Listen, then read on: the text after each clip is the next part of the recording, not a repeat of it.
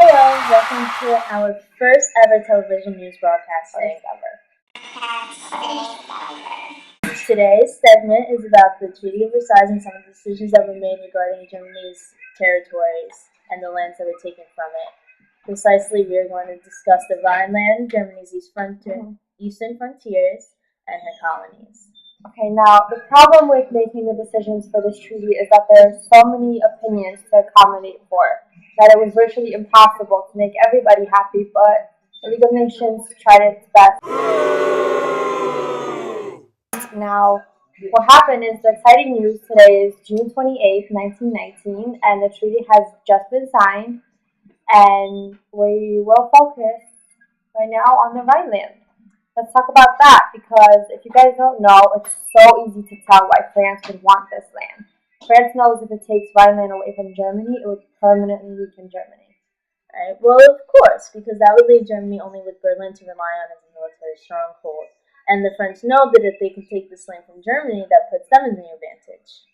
And now one can see why this could be a concern for Britain. Not only does this add to the chaos and the tension of Europe, taking away this land by France could easily shift all the power in Europe towards France. And one can see why this would be a concern of Britain's, considering that the objective of the treaty is essentially to create a stronger sense of balance and peace within Europe. This just isn't a desirable agreement.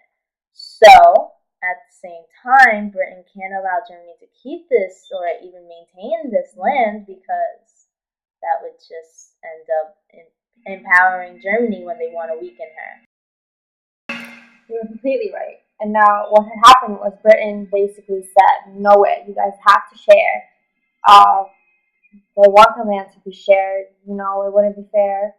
But that's not exactly what's happening. What's happening is that it's been decided that the League of Nations can control the land for 15 years and it can be divided into 3 zones. In addition to that, the land will also become permanently demilitarized, but like everything else in the treaty, this just can't satisfy everyone. Certainly not Germany, right? But at this point, nobody really cares how Germany thinks or feels. They just want Germany to basically be seen, not heard. This leads us to the topic of Germany's eastern frontiers. That's a great topic because many countries were created through the treaty, including Poland.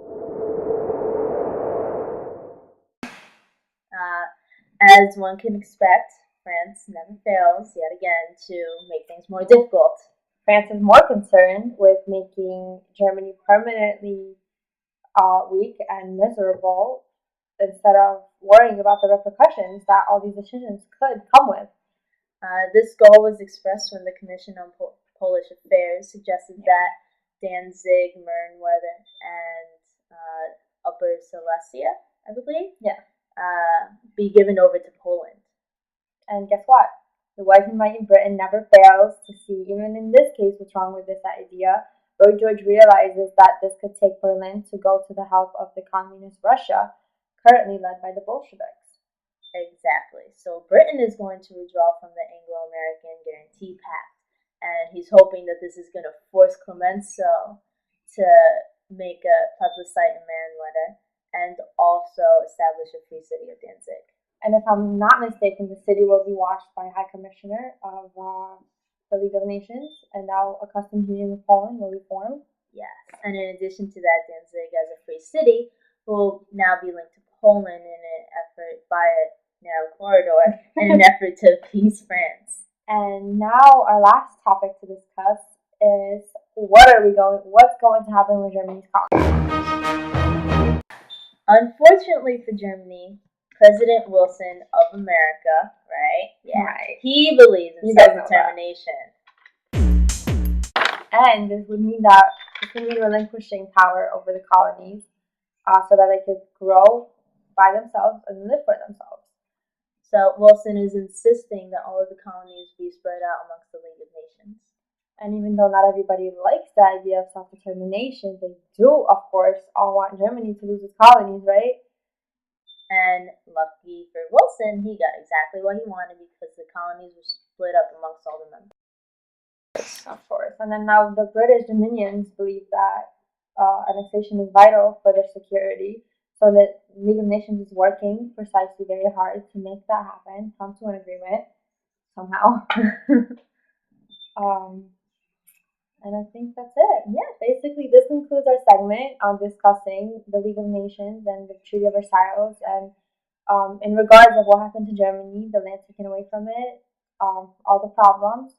And I hope you guys stay tuned. Thank you for watching. See you next time.